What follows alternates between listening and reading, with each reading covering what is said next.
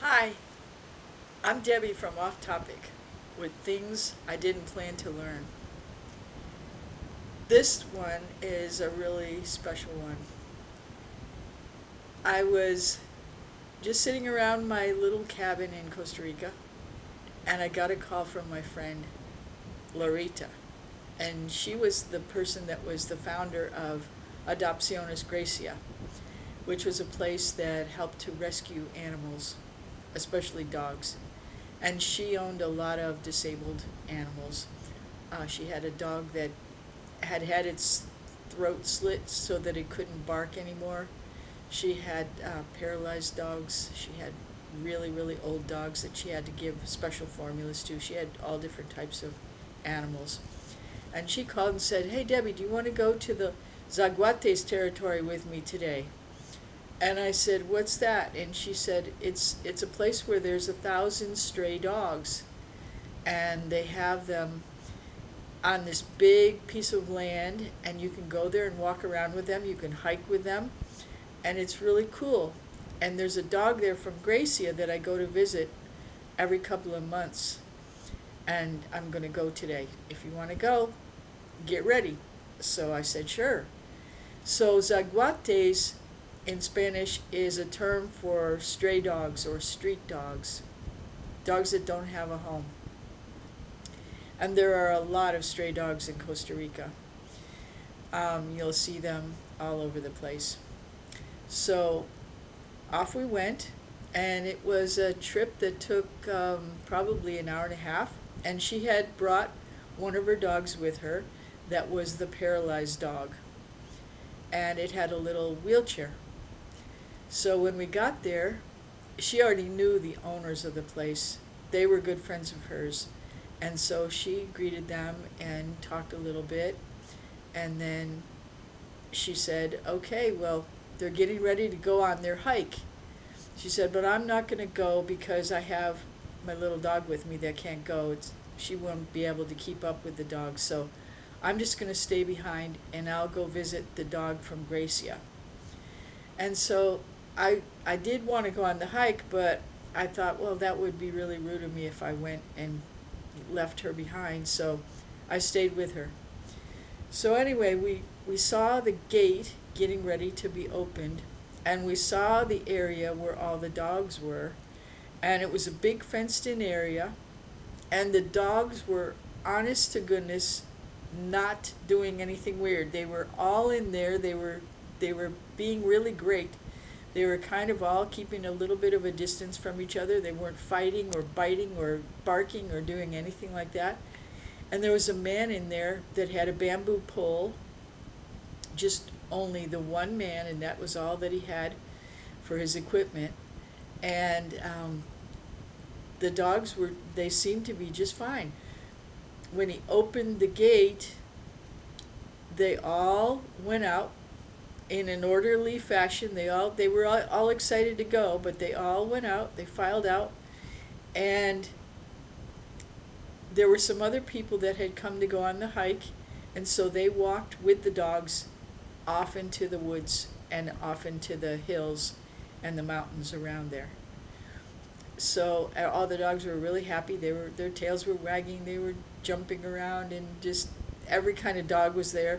There were mostly medium to large dogs. I didn't see any really small dogs in that group.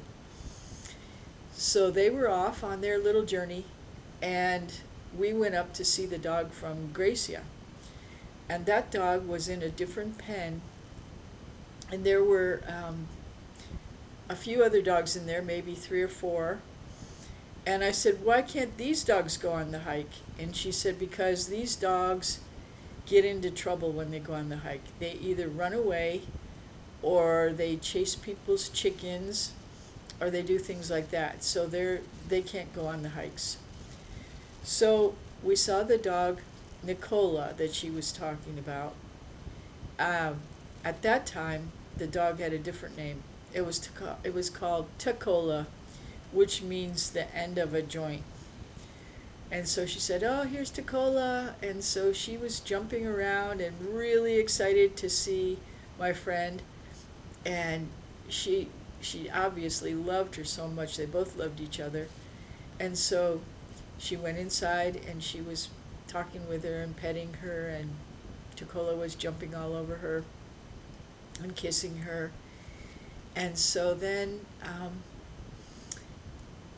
we stayed for a little while and she played with her. Then we went back out, and when we were leaving the fence, I said to her, you know, you come here every couple of months and you've got a little daughter at home. You're a single mom. You're going to college to be a surgeon. You're in school all the time. You're doing all this stuff. And I don't see how you have the time to come here to spend the time with this little dog. And I said, it's really great. But hey, I don't have a pet. I could adopt the dog. And she said, really? And I said, sure, why not? I could take her. And so we went and talked to the owner of the place, and the woman said, oh, that dog is the smartest dog that we have here. She said she can get in, she breaks into the kitchen, and she opens the door of the stove, which is where we keep all the eggs, and then she eats the eggs. And she said she is really clever. She can do all kinds of strange things, and she's a very, very, very intelligent dog. So I thought, oh boy, that sounds like fun. And so I had no idea how much fun it was going to be, but that was what I initially heard about her. So she asked if I could adopt the dog, and she said, yes, yes, I could. And she didn't even charge me anything for the dog. And so we waited for all the dogs to come back from their hike, and we watched them all go back into their pen, and we saw them eat and drink, and it was really a fun day. There were other people there that were visiting from different places, and they had come to see the dogs as well. So it was very, very rewarding. Um, so we started our trip back to the house, and so she said, do you want to stop and get some things for the dog? And I said, yes, I do. And I said, also, I want to change her name from Tukola, because I don't like that being her name. I want to change it to something that sounds like that, but not that word. So I'm thinking about Nicola. It sounds almost the same, and I think that wouldn't be that much trouble for her to learn that new name. And she said, okay, that sounds good. So we stopped at a big store called Pequeño Mundo, which is my favorite store in Costa Rica. It's got everything under the sun, and everything is really cheap, and there's a huge variety of all kinds of things. So I got a big dog bed there for her, and a dog bowl, and a leash, and a water bowl, and a couple of toys. And so we left and we drove back to Gracia and back to my little cabin, and unloaded all the stuff and brought Nicola inside the house. And so then I told her that I was going to take Nicola to the vet the next day. And she said, oh, by the way, she said, Nicola knows a vet in town. And she told me which vet it was, and I knew right where it was. And she said, because she lived there for 3 months. And I said, really, why? And she said, well, because she used to be owned by one of the homeless people, and they gave her drugs. And unfortunately, she became addicted to them. And so when I found out about it, I went to the person and I said, if you take this dog to the veterinarian, they'll take care of it, and they'll get the dog well again. And so eventually the person did. They gave up the dog, and Nicola had to stay there for 3 months to recover. And also I found out that she was taken to Zaguates Territory because she had killed some fighting chickens. There was a person that owned some fighting chickens in Costa Rica, which is, I believe, illegal, but still someone owned them, and they were worth a lot of money to the person, and she attacked them and killed them. So that wasn't the reason why she took her to Zaguates Territory, because the person was going to kill Nicola. So there I had some information about her, that she liked to eat chickens, and she'd already had a problem with drugs. And so I thought, wow, I really got to take care of this dog. I've got to be careful that she doesn't get into these things. So where I lived, there were no chickens. There was no type of poultry there. Um, so we were free of that, and there was no drugs around. So everything seemed like it was going to be just great. So Nicola was with me, and when I took her to the vet, as soon as they saw her, they were like, "Oh, Nicola, Nicola!" And they were petting her, and she was she loved them, and she was kissing them. She remembered them. Um, so it was really a happy day for them. So she got all of her shots and everything, and up to date, and she was all checked out. And then later on, um, there was something where they were doing a new law to pass for the animals, to protect the animals from mistreatment by their owners. And so we were trying to get this law passed. And so I went on a bus, a special bus with other people with pets, especially dogs, and we rented this bus, and then all the dogs and the owners got on the bus, and we went to San Jose, and there was a big march with all the animals, and it was for animal rights, that the animals could not be mistreated.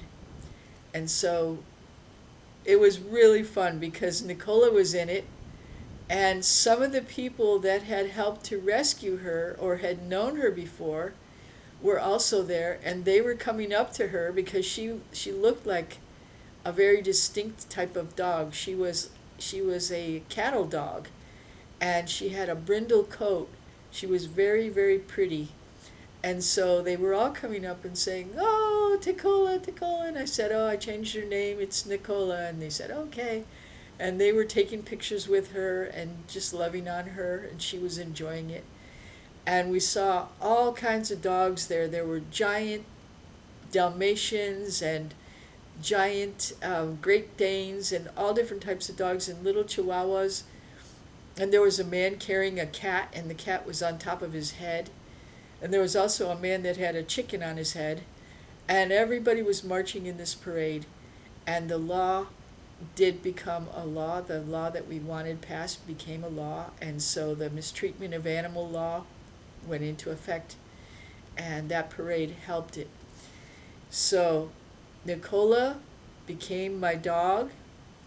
And later on, I was sitting in the house and in the little cabin, probably about 3 or 4 months after I got Nicola, and I was looking out the window, and there was a little puppy in the back, right outside the window. And so I went outside to look at the puppy, and it was hiding behind some bicycles next to my next door neighbor. And my next door neighbor's house was there, and he had these bicycles. And so I brought the little puppy in, gave it some food and water, and I tried to find its owner. I put signs up everywhere. I went all around asking if anybody knew who this puppy belonged to. I advertised all over town, and I tried, nobody came forward. And then I tried to find a home for the puppy, and I tried and tried and tried, and nobody took the puppy. So then I had two dogs, and I named that dog Pata Blanca because she had white paws, and that's what it means. Pata is paw, and Blanca is white. So I named her White Paw. And Pata Blanca and Nicola became best friends, and they just had the greatest of times together. And eventually Nicola, um, later on in life, she was she came upon a poison piece of food in the street, and she ate it, and she died instantly. So we lost her, but little Pata Blanca is still alive and kicking. And anyway, what I learned, what I didn't plan to learn, was that I was going to be adopting two dogs, and that I was going to just love them very, very much, and they were going to give me so much love back, and that I was just going to have a wonderful time just because of those two little dogs, and go on lots of adventures with them. Um, if you enjoyed this video, please subscribe and like, and thank you so much for coming, and I'd like you to take a look at some more of my videos. Thank you.